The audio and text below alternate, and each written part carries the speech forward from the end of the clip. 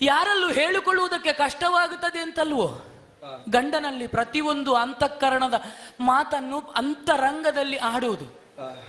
ಆಡಬೇಕಾಗಿಲ್ಲ, ಕೆಲವದ್ದನ್ನು ಮುಖಭಾವದಿಂದಲೇ ಅರ್ಥ ಮಾಡಿಕೊಳ್ಳುವುದಕ್ಕೆ ಸಾಧ್ಯವಾಗುತ್ತದೆ.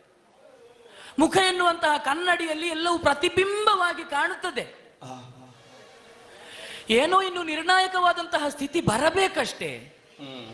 ಎಲ್ಲದಕ್ಕೂ ವ್ಯವಧಾನವೊಂದನ್ನು ಇರಿಸಿಕೊಳ್ಳುತ್ತಾ ಮತ್ತೆ ನಾವು ಹೆಜ್ಜೆಯನ್ನಿಡಬೇಕಾದ್ದು. ಅದರ ಮೊದಲು ಸಕಾರಾತ್ಮಕವಾದಂತಹ ವಿಚಾರಗಳನ್ನು ನಮ್ಮ ಜೀವನದಲ್ಲಿ ನಾವು ರೂಢಿಸಿಕೊಂಡು ಮತ್ತೆ ಒಂದು ನಿರ್ಣಾಯಕ ಹಂತಕ್ಕೆ ಬರಬೇಕು ಅಂತಲೂ ಇಷ್ಟೆಲ್ಲ ಕಷ್ಟಪಡ್ತಾ ಇರುವುದು.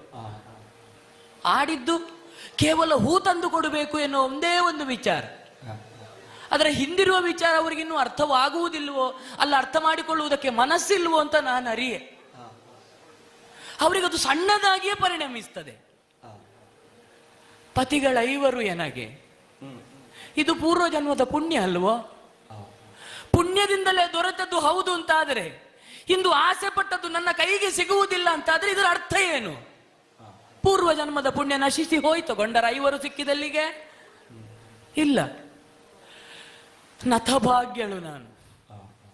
ಆಸೆ ಪಟ್ಟದ್ದೆಲ್ಲವನ್ನು ನಮಗೆ ಉಳಿಸಿಕೊಳ್ಳುವುದಕ್ಕಾಗುತ್ತದೆ ಅಂತಲ್ಲ, ತನ್ನಂತಹ ಹೂವನ್ನು ನನ್ನ ಮುಡಿಗೇರಿಸಿಕೊಳ್ಳುವುದಕ್ಕಾಗುತ್ತದೋ ಇಲ್ಲವೋ ಎನ್ನುವುದು ಪ್ರಶ್ನೆ ಅಲ್ಲ.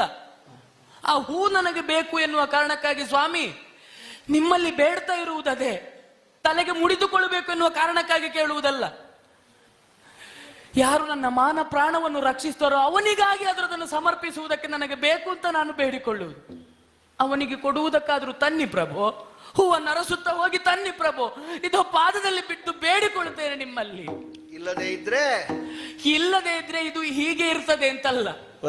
ಹೂ ತಂದುಕೊಡಿ ತಂದುಕೊಡಿ ತಂದುಕೊಡಿ ಅಂತ ನಿಮ್ಮಲ್ಲಿ ಕೇಳುವಂತಹ ಸ್ವರವೇ ಇರುವುದಿಲ್ಲ ಪ್ರಭು. ಅಂದ್ರೆ ಪ್ರಾಣ ತ್ಯಾಗ ಮಾಡ್ತೇನೆ.